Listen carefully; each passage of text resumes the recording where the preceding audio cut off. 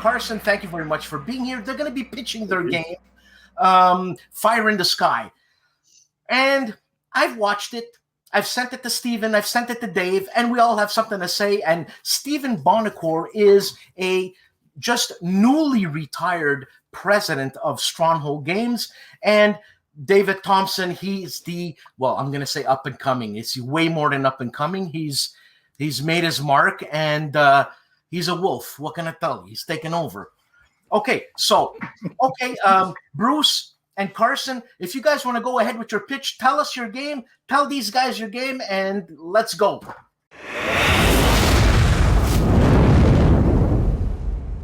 Hello, my name is Bruce. My name is Carson. We are the designers of the board game Skyfire, the Tunguska event. Here is our game pitch. Skyfire, the Tunguska event is a game for 2 to 4 players, age 13 plus. The game is easy to set up, easy to learn, and can be played in 1 to 2 hours. Skyfire takes as its premise the Tunguska explosion of 1908, when a meteor entered the Earth's atmosphere and caused an explosion of such magnitude that the results of the explosion were noticed around the world. Skyfire elaborates on this premise and presupposes that after the explosion, strange stories start to emerge from the Siberian wilderness. Strange stories of an otherworldly object at the center of the blast, an object of mysterious, immense power. After a scientific expedition vanishes, and with the world on the brink of World War I, the great powers of the world decide to send expeditions into the remote Siberian forest to secure the object. It is here that the game begins. The game components consist of a game board abstracting the Tunguska region of Siberia, counters representing the 4 factions, a counter representing the object, cards and a sideboard, a rulebook, and of course, a box and a lid.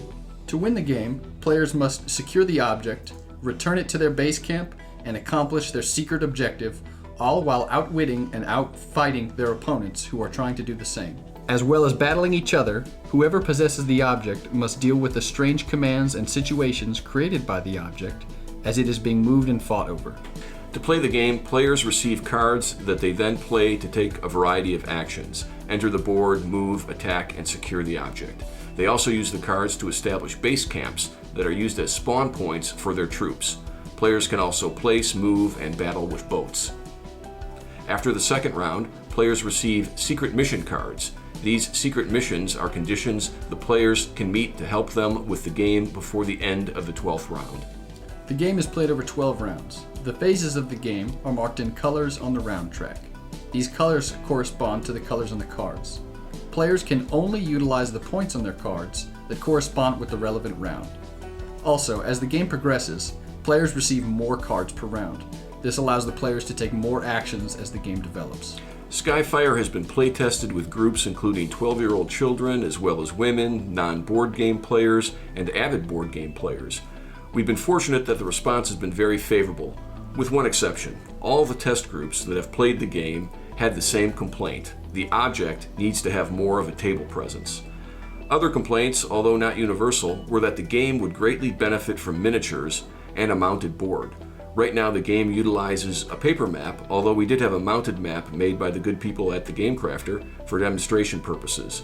We have not been able to solve the issues of the object, table presence, and the miniatures, and still keep the game affordable. Using a paper map and counters and the printing from the great folks at Blue Panther, our cost for this game is roughly $21, print on demand. That's our pitch, Skyfire, the Tunguska event. Thank you very much to Dan for this opportunity, and thank you to the panelists who volunteered their time and expertise. So, yeah, so I watched it. It's Skyfire, Dan, not Fire. Yeah, in the Sky. I noticed Oh, that. I'm sorry. on. First, you started with giving the wrong name. I had a bad day. Yours had a little more pizzazz. I do before we really Maybe get the first piece of advice is you have to change the name to Fire in the Sky. Fire in the Sky. I like it. Yeah. No. Been done. It's been- Skyfire, much better. Much better. So Go ahead, what? Dave. One question I do have is, this is my curiosity. So you guys are actually selling this game print on demand through Blue Panther to places already. Is that right? That's correct. So you're really interested in having it signed to like up the production, because you guys identified in the pitch video that you're interested in proving the quality of the production of the game, right? That's correct. What's happened in the from the time that we started emailing back and forth last week until now is that the game has been picked up by a couple of online retailers, and they've put the game up on their website. And we're using Steve at Blue Panther to do the print on demand to supply them. So our big question to Steven and to David and everybody is, what do you think of the game and where do we go from here? Steven, do you think is Blue Panther like Game Crafter? Same kind of thing? It's a they do HOLLANDSPIELE. Yeah. They do, if you're familiar with like HOLLANDSPIELE's quality. White Dog Games. I have not seen that either. Print on demand. But it's a print on demand. It's sort of like a good prototyper. You're obviously not getting published games. I mean, it looks pretty, but you're not getting a published quality game, and that's what you like to try to do, right? Possibly. Okay. Well, I would say it's a published quality game, but it's not. It's a print on demand. So we've got the paper maps. We've got counters instead of miniatures. Things of that nature. It's something that could fit into one of the thin type boxes, like used by HOLLANDSPIELE or White Dog Games. Okay, so I just wanted to clarify that as we were talking through this. So, I guess my first question would be, I watched the trailer and the pitch video, and it struck me that the theme that you guys were going for, the Tunguska theme, was a very evocative theme, right? And the first thing that kind of struck me is I felt a little bit of a disconnect between what the gameplay purported to be and the theme that you want it to be, right? Because then I jotted some words down here. So like, I've lost my notes here. Hold on one second. So like strange stories, expedition, World War I, superpower, the powers of World War I, which are all great things. And I want to play that game. But when I looked at this, it came off more as almost an abstract game that had a thin layer of that sort of theme on it, right? And when I say abstract, have you guys played Meltwater or seen Meltwater? I've seen it, but I have not played it.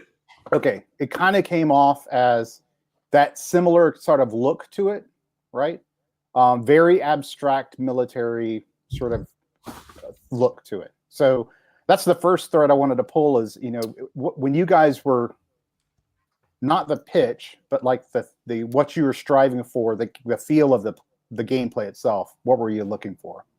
Well, with the feel of the gameplay was to try to get at what you're talking about, the evocative aspect of it. We do have the object cards that you pull up, where there's the object does strange things, and so it's got a war game aspect and the strange science fiction aspect. But what we found as we were going through the game, and maybe you guys can give us some suggestions, is it costs money to be evocative, or at least what we wanted to do. We couldn't afford it. The interesting figurines and maybe a bit more concentration on the map and the artwork and things like that. So we had to make choices, and we made choices to get it at a price point where we think people could buy it. So it was kind of having to say, here's where we want to be, but we've got to make decisions to make it a product as opposed to just going crazy like we wanted to. And I'd like to add to that a little. I'm going to kind of talk about, we started out with the idea of Bruce introduced this term to me, dudes on a board game. I wanted something color-coded. I'm here, you're there, come and get me. And we were experimenting with lots of different map styles, lots of different objectives. We played around with all sorts of combat mechanics. But once we had this idea of the Tunguska idea was your idea, is there's something in the middle and everyone wants it. And it just kind of, we enjoyed it. We liked it, and we put that into the game we were building and kind of worked our way around it. Carson, Steven had something to say? Yeah, so let me go. Let's continue on the theme portion of this. First of all, when I saw the name and the theme, I'm like, that's great. That's just great, because I don't think any other game's ever been done. And that's an extraordinary event that occurred. So where are they going to go with this? But like David said, there's something about the theme that's not quite right. Look what I wrote here. I don't know if you can read that. I wrote thematic disconnect. There's a thematic disconnect, I think, in this game, wherein, well, first of all, it's science fiction. So you're rewriting the story of this event. Obviously, it did not happen this way. Fine, cool. You're rewriting the story, but the disconnect is, at least on the surface, that how would it be possible for a bunch of Russian squads or even platoons or even division, whatever was going in, to be fighting each other? There is zero chance of that's happening at any point in history that I know of. And I'm, you guys know wargaming history better than I do. But I don't. But to me, that's a complete disconnect from, oh, we got this event, we're going to change it to science fiction. There's going to be an obelisk there or some object, the MacGuffin. We're going to go in. Why am I, Russian Commander Division X, going to fight you on the other side? Because we wouldn't do that. If you want, but just recognize. I don't see why the Russians are fighting the Russians. They would just cooperate, get the damn thing, and bring it back to the Kremlin to do it. Isn't there some supernatural event type thing happening in the middle or something, or where that obelisk is? Yes. Yeah, and also it's not Russians fighting Russians. It's the great powers before pre World War I trying to grab the object of this supernatural power. So let's say France, England, Russia, Germany. So you're representing the within the territory of the Russian Federation. Yes. The idea is kind of that the effects of this object have been so devastating and unnatural that word has gotten out and everyone knows something is there. So your job is to create a backstory that really says that, because obviously I also looked at the PDF, the PowerPoint slides, and obviously that didn't come through, which is fine. That was just slides to show a publisher what the game mechanics are about. But your job is to write a half-page story about that this event occurred, and it occurred differently, and we've got this supernatural or alien or whatever. You don't even have to define that. That's the MacGuffin, right? And we got this thing that is there, and now the French have landed people, the British, whoever you want to make up. They've all landed people there, and now they want that thing because they realize the energy is crazy and it's going to change the world. So that's very big takeaway to make this game make sense under your view of it. Now, Stephen, if they had a story to go with that, for example, Herman Luttman did a game with a Tiny Battle Publishing called Space Merman. No, Space Invaders. Oh. Space Merman is a second or whatever. They have there's a trilogy of that. Now they explained what happened in a sort of like fantasy type thing, and then the game goes ahead. Would that work better for you? Yeah, no, absolutely. That's exactly what I'm talking about. You create the world, and then you take off from there. So basically, all they have to have is some sort of descriptive thing of their game, and boom, we're in. Yeah, that's it. Why are we there? For this historic event, why are we there in a non-historical manner? Other things that I noticed, again, I went through it, the mechanics that you were showing there. And it's card driven, as you said. Great. I love card driven war games. I love card driven games in general. Terraforming Mars is a card driven game, right? I noticed that you're going to get a hand of cards on turn 1, and then you're going to get the same in turn 2, and then it changes in turn 3 and turn 4. And you increase the number of cards. But you're going to play all of your cards. Correct? Correct. Each turn. Now, wouldn't it be a lot better if instead of getting 3 cards in turns 1 and 2, you got 4 cards? I'm making up a number, but 4 cards. And you play 3 of the 4. Same thing in turn 2. And then in turn 3, you're supposed to get 4, you get 5 instead. And you play 4 of them. So in other words, if I have to play all my cards every turn, where's my strategy? Obviously, it's in the order that I play them and things like that. Yeah. But if I have to make a hard decision and I have more options, that makes a much, much, much more interesting game. And you can experiment with the right number of cards, right? It could be maybe you get 5 cards instead of 3 cards, whatever. But the point is, you're giving the player another meaningful decision to make on their turn. And that's key to a game that wants you, that you get involved with. For some reason, they're in Russia. There's an obelisk happening, and the Frenchmen are there from France. How does that happen? How do you fix that? Yeah. So I won't talk about the thematic how we get there, but I do have a couple of quick questions that'll talk about theming and who you're playing as, right? So we've accepted the fact that we've got Frenchmen and British and Russians or whatever. Let's just hand wave that for a second. That's backstory. They get there somehow. In Russia. In Russia, but that's right ridiculous. Right. I mean, it's a sci-fi game. It doesn't matter. Okay, they get there. That's fine. You called it, Bruce. You called it a CDG, right? Now I looked at the cards. You basically have ops points and potential unique actions on the cards. Correct. Correct. Yeah. It looks to me like from the setup that everybody's drawing from a common deck, correct? Yes, that's correct. Okay. So I want to make sure nothing about any player makes them different from any other player. At the beginning of the game, they're all starting out completely symmetric, right? That's correct. So there's nothing to differentiate the player. In and of itself is okay, but then you compound that with the fact that you're drawing from the common deck. Now, some of the more interesting things that I saw from the slide deck and in the pitch video was like the ability to potentially forward deploy a camp, right? Correct. But how many cards have that option on them? A lot, actually. Okay. There's a limit of 2 times you can put down forward camps, but you'll have numerous options throughout. Okay. But it's possible the player never has that chance. No. Very, very unlikely. It's really everywhere. They have numerous options. Okay. So there's enough cards that have that option on it. The players are guaranteed to get that ability.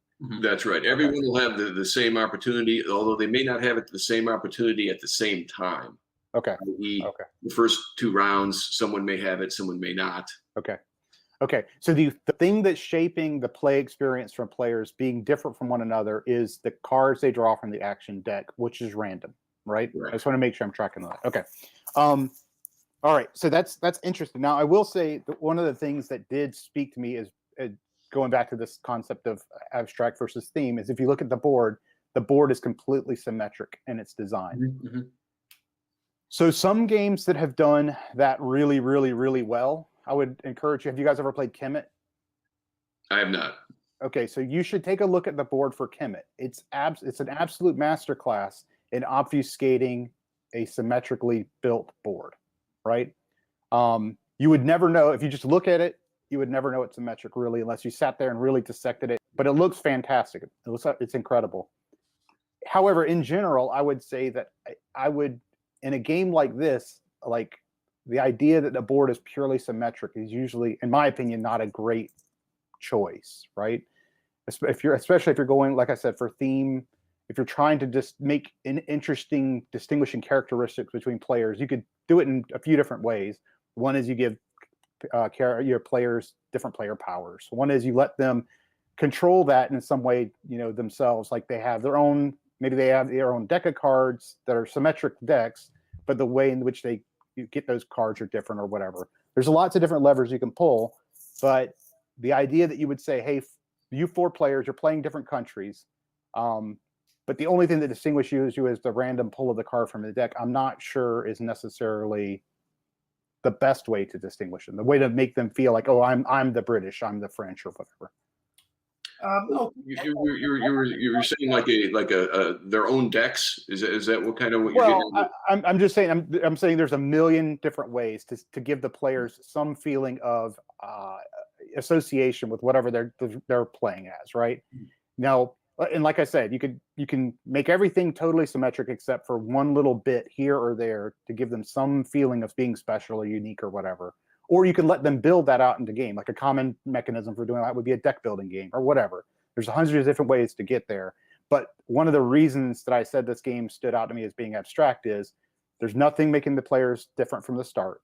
The board is completely symmetric. Like all of these factors add together, and you feel like it's a closer play experience to something like a purely, non-random game. Now, here's the thing that potentially offers some unique variety to the game, but we didn't have much insight into it from the pitch, was what are the options in the cards and what's happening with the object?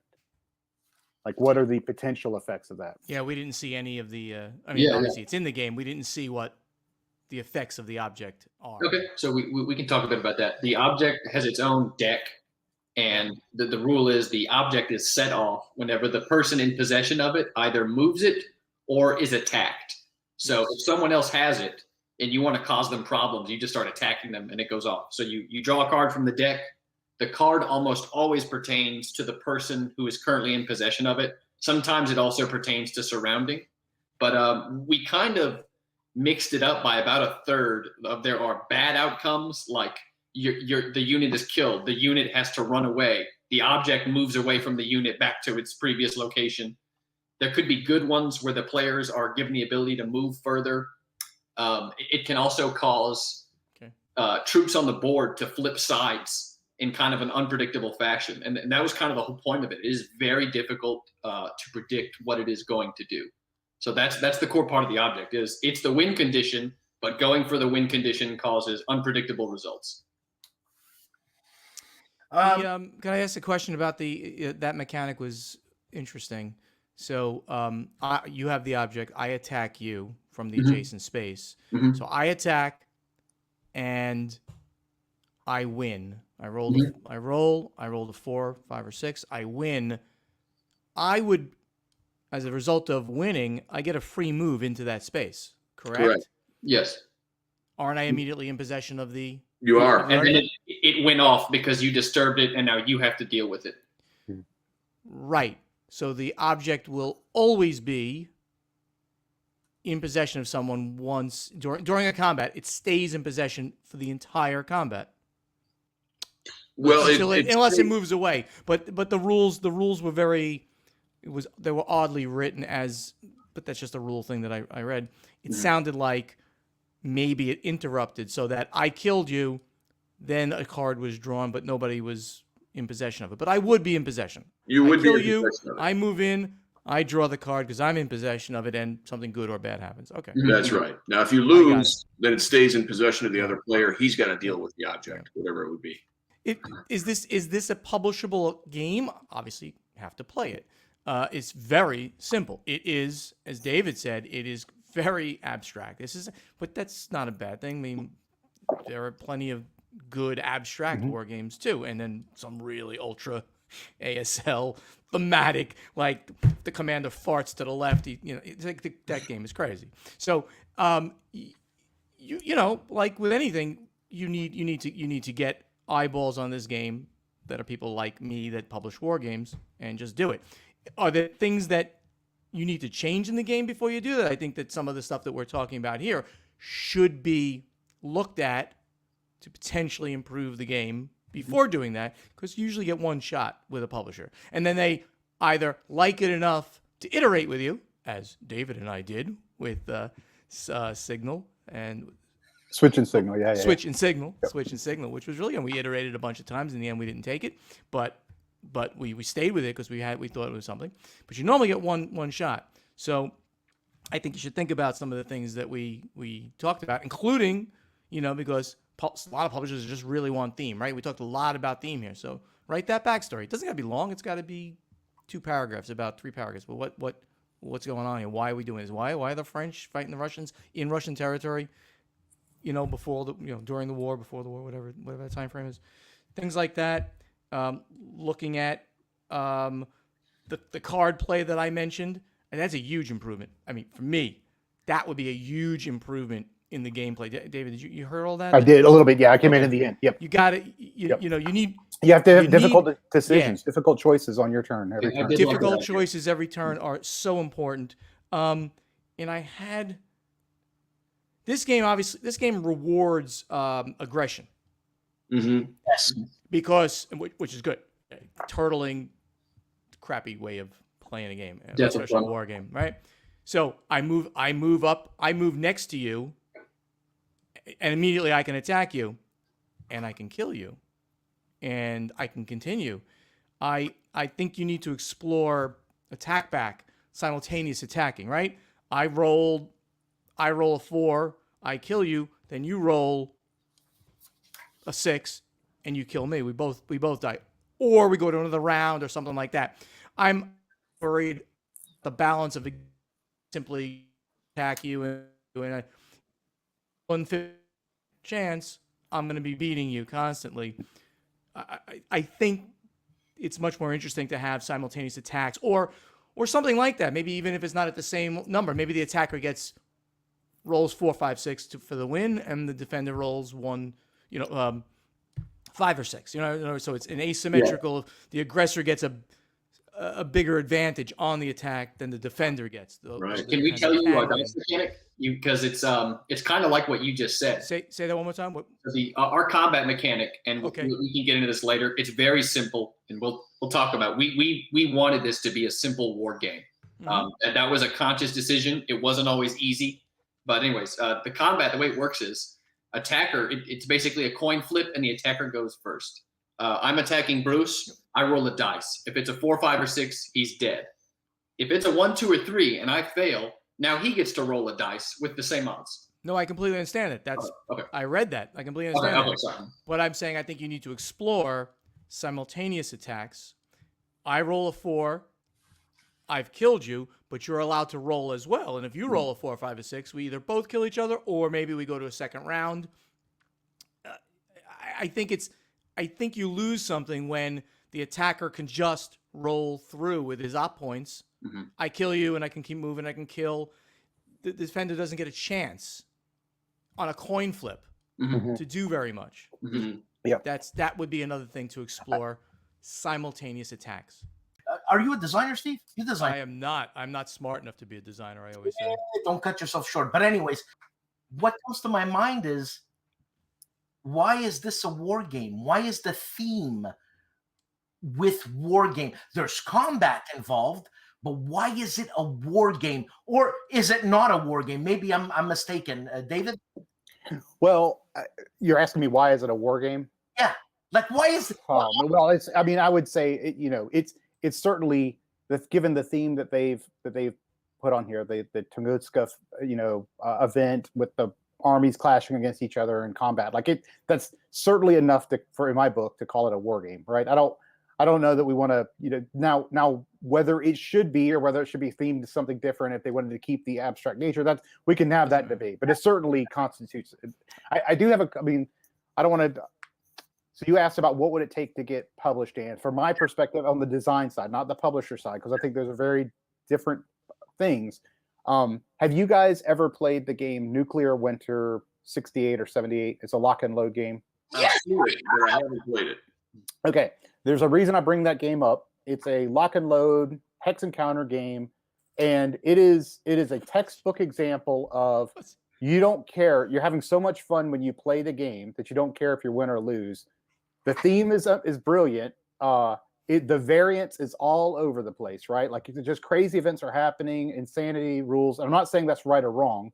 I'm just saying that that's one extreme of hyper thematic war game with crazy variants doing wild and crazy things, and you're just there to have fun. I love it. I love it. Yeah, it's a brilliant game. It tells an amazing narrative. Like I said, it's not about winning or losing. Now, in direct contrast to that, you have the other extreme with deterministic games, right? Chess or whatever. This is what stood out to me was much of this game is very symmetric, like I've talked about. And then we have a combat system that is, you can't mitigate the variance at all, right? And I know Steven was talking about promoting, the defender getting a chance to attack back. But one thing that stood out to me is from an action economy efficiency perspective, the attacker has to spend their action points to initiate an attack that they can't in any way affect other than a coin flip, right? Mm-hmm. That means there's a ton of this game is going to be driven by variance, by basically randomness. And I think when you combine those two things, when you say, hey, there's going to be this symmetric board, not a ton of like other things happening, except when you have combat, the players might react negatively to that, right? Because you basically said, hey, we're telling you the only thing that you can, the only time you're ever rolling a die is a coin flip, and it's a 50-50 chance, and there's nothing you can do about it. So I would probably suggest, and it sounded like you guys maybe explore some more combat systems or whatever. I would probably suggest some very simple things like maneuvering your troops into place. Like if there's multiple troops adjacent to an enemy, they have a better chance to hit, or something very simple, but that gives you an ability to mitigate some of that variance, right? You have terrain already. Well, you can explore terrain effects, of course, for the troops, right? Yep. I mean, people, troops getting bonuses if they're in the woods, getting attacked from the clearing, vice versa, in fact, because getting attacked in a clearing is worse. Yeah. I think that this is not going to appeal as much. And by the way, I got to get right. I'm not really a war gamer like you guys are a war gamer. I play light war games. I play some heavy war games. War of the Ring, I think, is a pretty heavy war game, and I've played some heavier games than that. But I don't have the series. I'm not a publisher of any war games. I publish one war game. So take everything I say with a grain of salt. But I know games. I know good games, very much so. I hope. I think this isn't going to appeal to most hardcore war gamers. It is a very light war game. It is very abstract. I think there's got to be a few more things in there to keep it interesting for a war gamer. I like to use Memoir 44 as the yardstick for great light war games. The game is friggin' brilliant. But there's so many interesting little things that go on in that game that just keep it interesting. So an ASL player might not like to play it. Like my buddy Chad doesn't want to play it because he plays ASL, so he doesn't want to play Memoir 44. And I'm like, Chad, come on, let's go light here. Yeah. Now. So we meet in the middle at like Combat Commander Europe or something like that, which is pretty. Pretty friggin' heavy. Pretty friggin' heavy too. I think while you want to keep it light, I think you need to keep it interesting. So there's that. Some of the things I've mentioned hopefully will give you inspiration to make a little more interesting, and not just coin flip. Oh, I win. Oh, I lost. It's a little bit too much. What you're talking about is a lot of what we were trying to get at with the light war game type thing. It's as we were going through things, we would constantly try to talk them through and say things like, can a big brother teach this to a little brother, how to play this game? Can a family play this game together? And that idea greatly influenced what we decided to go with. But you're right, because a war gamer, if you will, it may not have enough meat on the bone to be interesting to them, but it's got where it's accessible enough for kids to be playing with adults. So it's kind of a weird area there. In fact, that's one of the questions I was going to ask you, Stephen, is do you see much of a market for this type of, I don't even know how to call it, family war game, if there was such a thing, or a light science fiction related war game, something like this? And I'm probably one of the worst people to ask that question of. And I'm just saying that because I didn't publish war games, and I'm not in touch with the war game. So what company would be accommodating to a game as such? I don't want to punt again, but you would know that even better than I would. Who's publishing the lighter side of the games right now in wargaming? It's not going to be one of the mainstream. Dan likes to just call them generally Eurogame publishers. I don't think that's really. I don't know. I would call Simon a Eurogame publisher. Stronghold Games certainly did lots of Euros, but we certainly did lots of lighter games. Renegade Games is, again, another one. They do everything. So who in the war game world, since this is a war game, is publishing on the lighter side? Is that Victory Point? Is that, I don't know. You tell me what that is, and I'll give it to you. I want to continue, though, down that one thing we just talked about. You want this so that big brother can teach little brother and they can play together. By the way, you have 13 plus on your box. This game can be played. Doing in my research, it was you have to do that so kids don't eat the pieces or something like that. I think publishers publishers will put the appropriate age, and hopefully they get the testing to make it. Good. Anyway, that's a nit. What you can do is you can pitch the game as is with what we're just talking about. Though I would look closely at some of the things we mentioned to improve it a little bit more.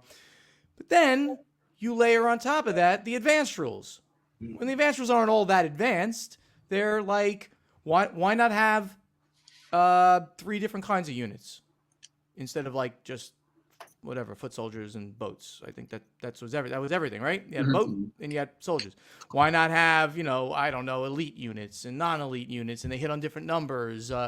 Maybe there's stacking, because everything right now, units can only be 1 unit in a hex. Is that right? Correct. How about stacking? I mean, so you have you have your basic game, basic rules, and then you have, and by the way, if you're really playing with adults, you notch it up to this. I think that those things take a game to another level for a publisher, because now you can pitch it as family war game with a not exactly family friendly theme, but it's not like mass war, horrible. Yeah, Right. They're fighting over that. They're fighting over the thing in the center, and they're gonna go get it together. And then then you ratchet it up to something else. So those are the things that I would take a look at. And really, if this was a Euro game, or this was a party game, or this was that, I could give more advice than the wargaming publishing unit. I always say, go to GMT, but I don't think this is not a GMT game. GMT, of course, is the biggest, probably, right, in your world. Far, yeah. And they've got their P500 system, and they're great. But I don't think that this is the game that they're publishing. I would go to some of those guys that are publishing the lighter ones, and they're doing smaller print runs, but bigger than the ones, that you can do right now with the companies doing it now. It's a 2 to 4 player game. As a 2-player game, I can conceptualize how this would work. As a 3 and a 4 player game, from your experiences, walk me through how you mitigate the king of the hill problem that you've exacerbated by putting it in the very center of the thing. And what I mean by that is, player A runs and grabs it. All right. Player B and C are now sitting on the wings, and they have to decide, okay, I want to be the one who puts myself in the best position to grab it last and run. And that is always a massive problem when it comes to these sorts of games, with the setup that you've really put yourselves in a rough spot with I'm going to put it in the exact center, and everybody's precisely the same, etc. So how does the game deal with that challenge? A couple. The first one is the secret objective card. So if you grab let's say, and then we saw this in our gameplay. Someone says, I'm going to rush out there. I'm going to grab the object. I'm going to bring it back to my base camp, and that's it. Everyone's going to have to fight me to the death, which could happen. But they also have to accomplish their secret objective, which involves going out and doing something. And now they're kind of stuck, because if they choose that strategy, how are they going to accomplish their secret objective? And the secret objectives are written so they would have to go out and do something. So that's one way. And the other way is the object itself. It doesn't necessarily always want to be carried around or moved around. Every time you move it, when you try moving it back to your base camp, you got to pull that object card. It might move away from you. It might vaporize you. It might do something else to you. And now you've committed to that one strategy, and you've got to regroup because you've suffered the ill effects of being greedy, if you will. And I would say one of the other kind of core parts of the game that we see the way it plays out is who's going to try to grab it first. It can go a couple of different ways, but the way I play now, I let the other guy take it, because typically what happens, the first person that gets it gets dogpiled. Everyone jumps on him, beats him up, and then someone runs off with it, and a chase starts. And so there's this strategy of, do I want to be the first one to go for the object? Do I want to let someone else go for it and take the hits and come in after and focus on my secret objective early? There's also a strategy where you neglect your secret objective and just hold on to the object until the timer runs out. So there are a few options out there, and a lot of the cards that give special abilities pertain to movement specifically. The boats moving further, men moving further. So there's a lot of maneuvering. And that stuff increases as the game continues. So when the game gets towards the final round, you have more cards in your hand. So you now have more actions to take. And then another strategy that's developed that just kind of came around, but it adds a lot of fun to the game is you coordinate your activity. So if Carson's got it and you and I want to, you go in from the sea, I go in from the land, then at the end we have to betray each other, but we know that going in, which just adds to the enjoyment. So I think you guys answered Dan's question for how I pitch it to Steven, because none of that came out in the pitch video or the PowerPoint for you. So one thing I would do is I would lead the pitch with the theme, right? I would say I'd tell Steven, hey, I've got the Tunguska, Skyfire. It's awesome about this event. No other game has been published about it. You're playing all these different countries from around the world. Let me show you some of the cards and the things that you can do in this game that you can't do in any other game. I would talk about this sort of semi-co-op, weird, rubbing up against each other, but as you're kind of cooperating to try to accomplish it, I would lean heavy into the object and what it does and how it can affect the game. That's answering Dan's question about how I would pitch it to Steven. Those are different. That's a different thing. Yeah. And that's totally different than the things that we've talked about, the design, right? Yeah. And that's getting towards, because it's got war game elements, but it's not like Combat Commander Europe. It's not like any of those other games. It's a science fiction game that has combat in it. Yeah. What's one last question that you have to ask Dave and you have to ask Steven? Sure. With Steven, is Kickstarter the only way to go? If you've got a game developed and you let's say you I guess let me put it this way: is it publisher or Kickstarter and that's it? And when you say Kickstarter, you mean you kickstarting the game? Yes. Right? Yes. I mean, that's the short answer. You either do it yourself any way you want to do it, and Kickstarter obviously gives you a means to do it, or you go to a publisher. I don't think that this game would be able to be published via Kickstarter. Meaning, with you, no offense, with you guys having no Kickstarter experience, no matter how great looking that Kickstarter is, and you show great videos, why do people want this game from you guys? What I think you should do is get it to a publisher that will believe in it, and then they may put it on Kickstarter because it's just gives great marketing to do so. But if that publisher already has the cred of publishing games that are like this and they believe in it, they may go the Kickstarter route, or they may go direct, into distribution and direct to consumers. Those are your only options, really. There certainly are other ones, but none of them, I think, are viable and good. I personally always think you should go with a publisher. Always go with a publisher that's got experience in the market, and they will get behind it, market this game, get it onto the appropriate platform or distribution channel, and work with you to make it the best game possible. This is what I would say. This is not a universal truth, right? There are exceptions to this policy, but I would say a good rule of thumb is if you can't find a publisher who wants to publish a game, you shouldn't try to publish it yourself. That's really good because you basically vetted it through what a publishers want to do. They want to publish great games. Right. So that's right. They won't take the game, and you got to go to the right publishers, right? You're not going to bring a game like this. I mean, Stronghold would have possibly looked at it because I dabbled a little bit, but you wouldn't bring a game like this, to your average publisher. You got to bring it, and you guys know, you go look in your shelves, and you've got 24 companies that you buy your war games from. You got to get out. It's actually easier in a lot of ways for you guys to pick a publisher to talk to because the war game publishing community is smaller. Tiny. Yep, it's tiny. Than the massive number of publishers that do every other type of game. Much more accessible. Much more accessible. Yeah. So make your list. It's probably not a GMT game. We agree. Again, Victory Point. I know them obviously, and they've been doing smaller kinds. They did a lot of. Didn't they do a lot of like really small things? Like they but it was sold, Steven. It was sold to. And they got sold. Okay. Yeah. So you guys know all this.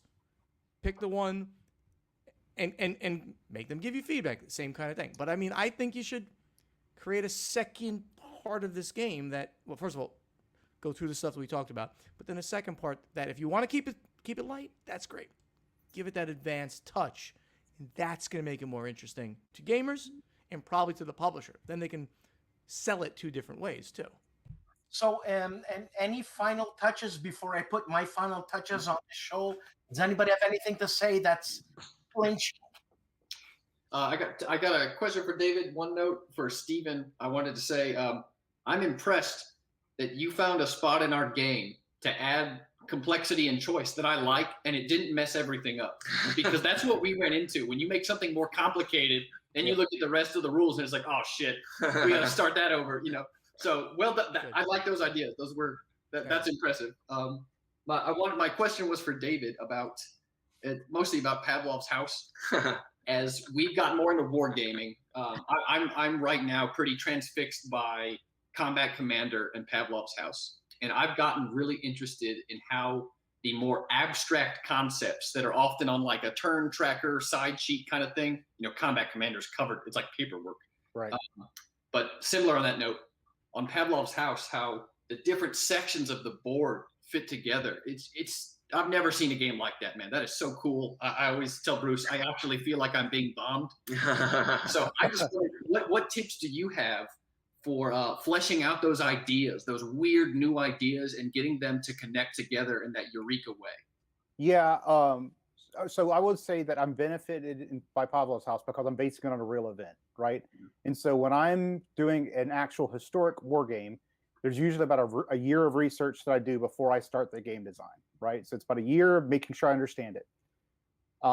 Then I will build what is essentially in my day job's business is called like an analytic model. So I will model every event, right? And then I deconstruct that event into the simplest possible abstracted model of that thing, right? So all that stuff that's happening on the strategic side of the board is just like a space with a really simple rule, right? Mm-hmm. But it has a very like real life analogy to it, right? But it goes back to what you just said. Like try to find the simplest possible rules thing that you can that most evocatively represents whatever it is you're trying to evoke. Now, it's way easier. I'll tell you this. If Steven came to me and said, David, I want you to design me a game about XYZ, and here's a bunch of constraints. That's way easier than Steven coming to me and saying, David, design me a game.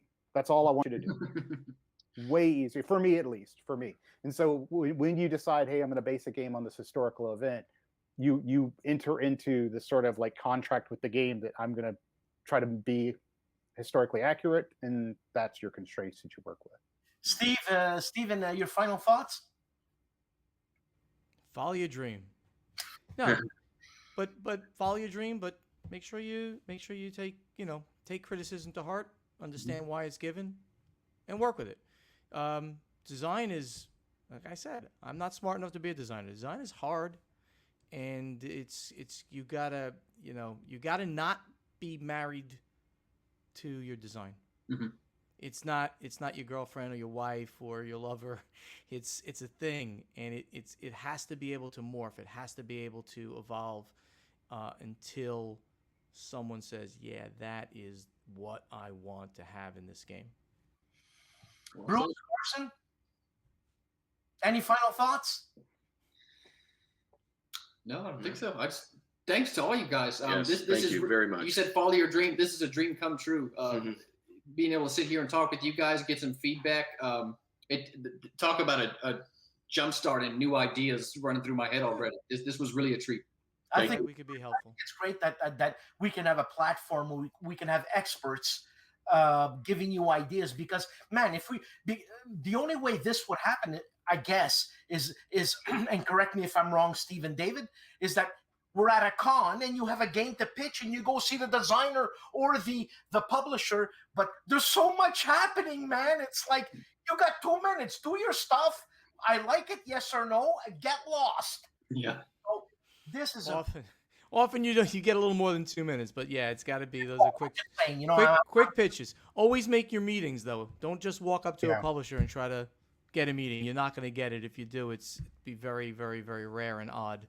Only David, who's a very famous designer, can walk up to convention, and I'll give him a meeting. But seriously, get in front of, just right now. Now you do it virtually. Do some changes, do some iterations, then get yourself to the right publishers and make those meetings, make those virtual meetings, have it happen, and then when conventions start again, make the meetings in advance and try to get this in front of some more people. Okay. Bruce, Carson, anything else? No, except thank you. And Dan, if it wasn't for your show, I would have heard of Steve at Blue Panther. And Steve at Blue Panther was fantastic. And so thank you for everything. Thanks for the show. Oh, thank you very much. And Stephen Bonacore, thank you so much for giving me your time to do this. David Thompson, I have chops. You owe me wine. That's all. I'm out of wine. You owe me some more wine, you creep. I'm drinking Italian wine for you tonight too. Italian wine is too carby. I got. Yeah, thank you for grabbing your. God. Gentlemen, thank you very much, and I hope it's a success. Thank you. Good luck, guys. Thank you. Thanks. Bye bye.